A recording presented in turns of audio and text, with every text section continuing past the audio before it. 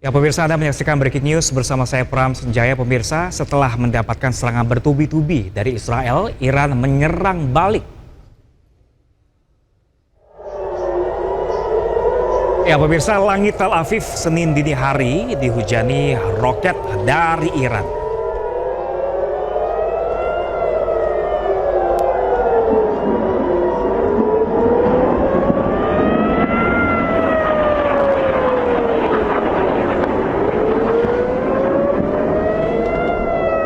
Pemirsa, sirine peringatan serangan berbunyi di langit-langit Israel.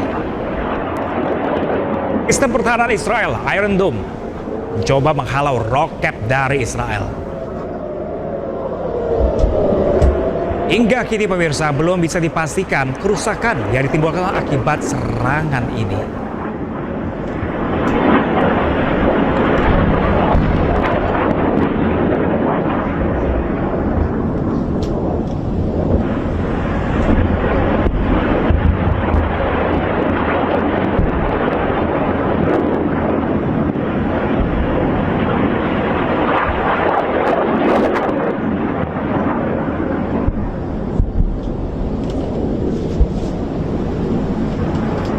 Ya, bahkan pemirsa, Iran mengancam akan menggempur Israel lebih keras lagi. Iran menyebut dunia akan segera melihat jatuhnya arogansi Israel.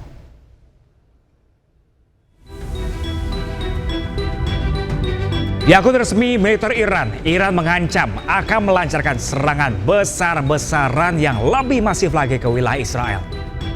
Iran menyebut dunia akan segera melihat jatuhnya arogansi Israel.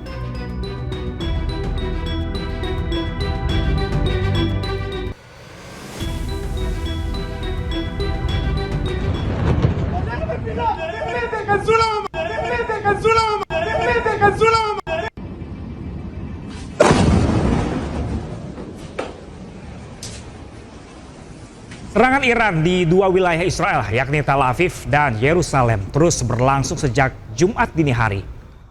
Ratusan drone dan rudal menghancurkan sejumlah objek vital di Israel.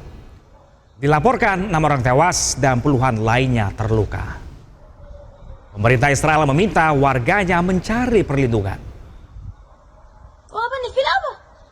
اکنون بانک کاملی از اطلاعات تمامی اماکن و نقاط حیاتی حساس و مهم شما را در اختیار داریم. تأکید می‌نماییم نگذارید رژیم جنایتکار از شما به عنوان سپر انسانی استفاده نماید. از سکونت و تردد در نزدیکی اماکن یاد شده خودداری کنید و بدانید حضور در پناهگاه‌های زیر زمین برای شما امنیت ایجاد نخواهد کرد. Sementara itu pemirsa, suasana di Teheran, Iran semakin mencekam. Warga memenuhi jalan-jalan di Iran untuk mengungsi.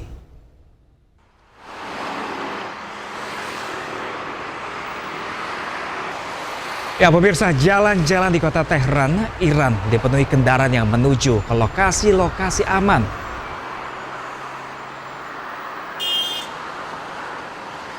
Mereka menghindari pusat kota yang menjadi target serangan Israel. Kemacetan pun terjadi pemirsa di mana-mana, di mana mereka harus mengungsi.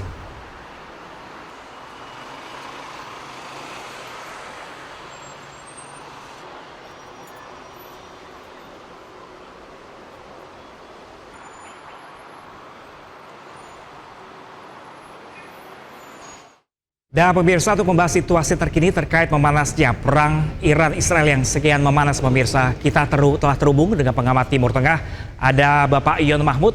Selamat pagi Pak Yon. Selamat pagi Mas. Ya, terima kasih. Pak Mahmudi, ini baru saja dirilis di sosial media Iran militer bahwa mengatakan dunia akan segera melihat jatuhnya arogansi Israel. Apa yang bisa Anda tanggapi dari cuitan ini? Ya, saya kira kan respon dari Iran itu menunjukkan ya kemarahan Iran yang sudah sangat memuncak ya. Kalau kita lihat ke belakang, perang Iran dan Israel itu biasanya dalam bentuk shadow war ya. Perang yang tidak langsung dan tidak terbuka ya, bisa kita lihat aksi-aksi pembunuhan yang dilakukan oleh intelijen Israel terhadap Iran, atau juga saling sabotase satu sama yang lain. Tetapi kemudian tren itu berubah menjadi sebuah perang terbuka ya, ketika Israel melakukan serangan langsung ke Tehran dan mentargetkan pemimpin revolusi, garda revolusi ya, militer Iran. Kalau kita lihat ada Husni Salami yang meninggal, kemudian Betul. 3 jenderal lain termasuk juga ilmuwan-ilmuwan Israel. Ini kan menunjukkan bahwa ya Israel secara sengaja memancing ya Iran untuk perang terbuka ya, dengan menggunakan teknologi perang yang ada. Nah, ini yang pada akhirnya mendapatkan respon yang sangat keras dari Iran, dan Iran ingin menunjukkan pada dunia bahwa kejadian yang memalukan itu harus ditebus ya, harus diberikan respon yang setimpal. Oke, Pak Mahmudi, sebenarnya ini 13 Juni kemarin Israel sudah menyerang Iran, bahkan ke pangkalan nuklirnya di sana. Sebenarnya apa sih memicu eskalasi terbuka ini antara Israel ke Iran? Nah, Israel sendiri kan menganggap bahwa Iran itu adalah musuh utama di regional, dan ini kan perang yang disebut sebagai perang eksistensial ya, eksistensi, dan selalu dikobarkan oleh Israel bahwa Iran menjadi ancaman eksistensi dari Israel karena sewaktu-waktu Iran bisa menyerang menggunakan senjata nuklir yang sedang diproduksi saat ini dan mengancam Israel. Maka langkah yang dilakukan oleh Israel adalah melakukan serangan terlebih dahulu dengan asumsi bahwa Amerika akan ikut membantu ya, karena melawan Iran. Tapi saya melihat bahwa Israel tidak sepenuhnya bisa melakukan kalkulasi, atau dalam hal ini bisa miskalkulasi terhadap respon keras yang dilakukan oleh Iran dengan meluncurkan rudal-rudal dan drone-drone dalam skala besar, dan itu tidak lama ya setelah serangan dari Israel. Biasanya Iran itu menunggu beberapa minggu, bahkan ada terjeda sebulan untuk melakukan serangan, tetapi yang ini dalam hitungan ya, tidak lama, dalam hitungan jam, kemudian serangan itu sudah sampai ke Tel Aviv dan beberapa wilayah di Yerusalem. Artinya Pak Mahmudi, apakah ini serangan 13 Juni kemarin Israel ke Iran, ini kekhawatiran dari pihak Israel atas persenjataan yang dimiliki oleh Iran? Ya, saya kira atas isu yang dikembangkan bahwa Iran akan memproduksi senjata nuklir dan itu akan digunakan untuk menihilkan atau menghilangkan entitas Israel yang ada. Nah, dalam hal ini nampaknya Israel berusaha menggunakan sentimen itu untuk melakukan serangan, sebagaimana dulu Amerika ketika menyerang Irak dengan isu adanya senjata pemusnah massal ya, sehingga negara-negara multilateral ikut membantu melakukan invasi. Tapi dalam hal ini nampaknya Israel, beberapa negara di Eropa itu juga menyebutnya sebagai serangan unilateral ya, satu negara ya, tidak melibatkan negara-negara yang lain. Dan Amerika sendiri juga mengatakan bahwa Amerika tidak terlibat di dalam serangan terhadap Iran. Nah, ini saya kira lebih bagaimana kemudian Israel mencoba untuk memanfaatkan kondisi untuk dapat menarik Amerika terus bersama Israel ya dalam peperangan. Oke, jadi kalau bisa dibilang, apa bisa dikatakan ini bentuk konfrontasi yang baru dari kasus-kasus sebelumnya antara Iran dan Israel? Ya, saya kira ini bentuknya baru dan konfrontasinya menjadi lebih terbuka, dan tidak bisa dibayangkan bagaimana kemudian Israel sangat berani mentargetkan pemimpin-pemimpin Iran dari garda revolusi dan diserang di wilayah Iran yang disebut sebagai wilayah yang berdaulat. Pasti respon Iran akan mempertahankan diri karena ini kan menyangkut masalah kehormatan suatu negara yang melihat mereka diinvasi oleh negara lain, yaitu Israel ya dalam hal ini. Oke, Pak Mahmudi, ini terkait dengan adanya cuitan militer Iran yang mengatakan dunia akan segera melihat jatuhnya arogansi Israel. Kalau Anda katakan apakah bisa kemungkinan ini perang ini semakin meluas? Ya, kalau kita lihat respon-responnya kan seperti itu ya, bahwa Iran mengatakan Iran tidak akan berhenti melakukan serangan kecuali Israel menghentikan serangan ke wilayah Iran. Dari respon Netanyahu juga kita bisa melihat bahwa Israel sendiri menanggapi bahwa perang ini tidak akan berlangsung dalam hitungan hari, tetapi kemungkinan akan dalam hitungan minggu. Artinya ini masih akan potensi untuk meluas. Tinggal kita lihat bagaimana nanti peran negara-negara besar untuk bisa mengurangi atau melakukan deeskalasi, karena khawatir potensinya ini akan semakin besar ya. Oke, kemungkinan Anda mungkin nggak, Pak Mahmudi, terkait kemungkinan perang ini meluas kemungkinan ke negara-negara lain seperti Lebanon, Suriah, Yaman? Nah, memang salah satu dari kalkulasi Israel melihat bahwa kekuatan Iran dianggapnya sudah mulai berkurang ya, karena kan Suriah sudah yang menjadi sekutu utama kan sudah bisa dijatuhkan, sehingga tidak ada hubungan yang kuat ya, dukungan Suriah terhadap Iran. Kemudian Lebanon, Hasan Nasrullah sudah dibunuh, kemudian kekuatan yang lain di Irak dianggapnya sudah mulai mengecil, tetapi tentu kemudian Iran dengan milisinya yang ada ya, terutama dengan Houthi yang ada di Yaman, termasuk juga Kataib yang ada di Irak, itu kan berpotensi ya untuk terus membantu. Nah, dalam hal ini kan bisa dilihat dari serangan Houthi ke Israel juga dalam hal koordinasi itu. Hanya saja kita harus melihat ke depannya sejauh mana keterlibatan Amerika, karena kalau Amerika kemudian ikut masuk, bisa saja semakin meluas milisi-milisi Iran di kawasan akan mentargetkan kepentingan-kepentingan Amerika di kawasan itu. Nah, ini saya kira juga yang harus dilihat ya perkembangan selanjutnya, termasuk juga yang ada di Teluk Persia maupun juga di Laut Merah pasti akan terdampak. Oke, kalau atas kejadian serangan Israel ke Iran 13 Juni lalu ini, apakah Anda melihat sudah ada keterlibatan dari negara luar seperti Amerika misalnya?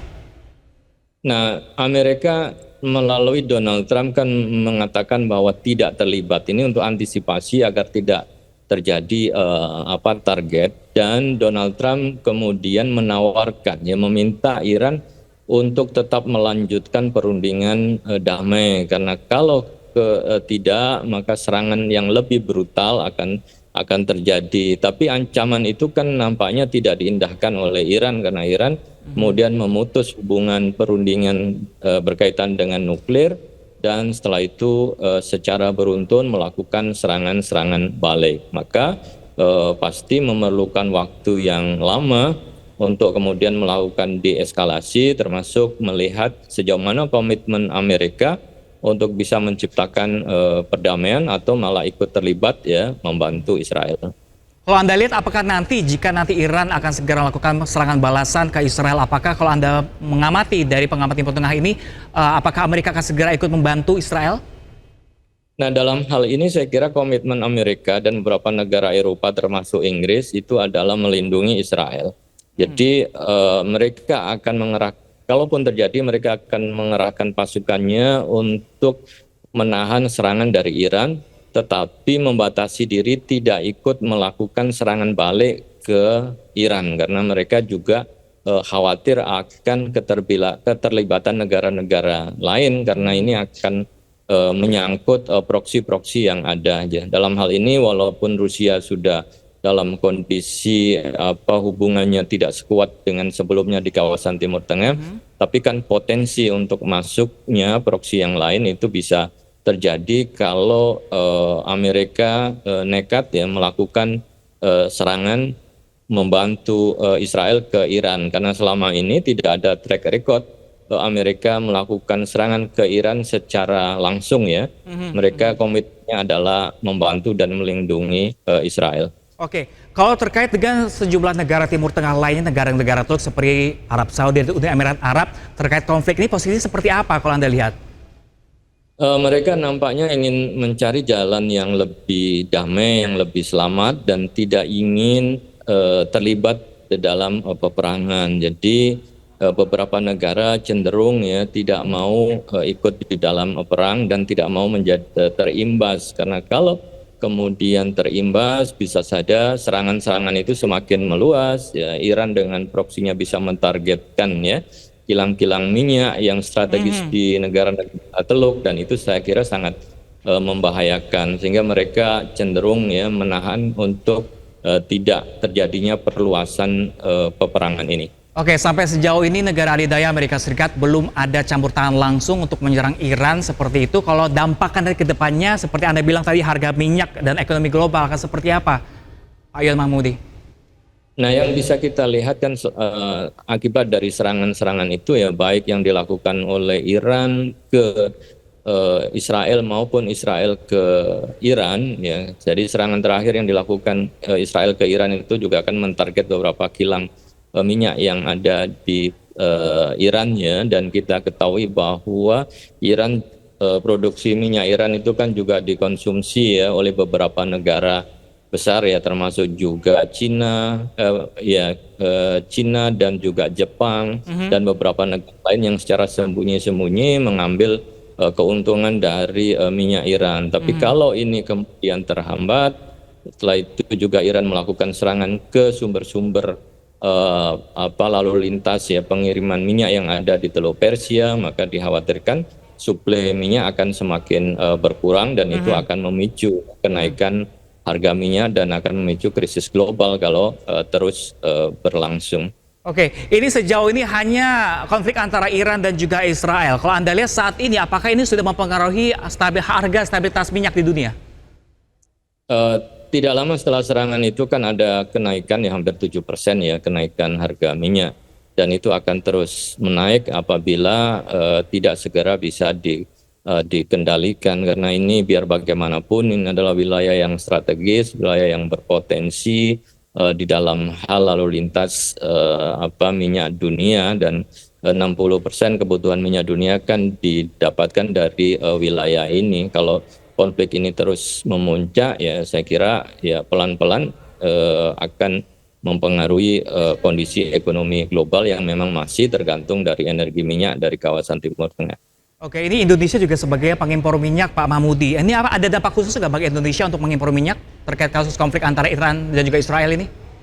Ya, saya kira kemudian kan harus terus berhati-hati ya, memastikan bahwa jalur suplai minyak ya yang sampai ke Asia Tenggara itu tetap aman, karena kita tentu masih tergantung terhadap Amerika untuk bisa memproteksi, melindungi ya lalu lintas ya minyak itu tidak terganggu. Tetapi kalau nanti sudah mulai ada ancaman terhadap ya, beberapa tempat-tempat strategis berkaitan dengan lalu lintas minyak itu, dikhawatirkan imbasnya akan semakin kuat ke Indonesia. Tentu juga harus mempersiapkan diri ya, potensi eskalasi yang menguat, dan itu berdampak ya kepada harga minyak yang akan melonjak.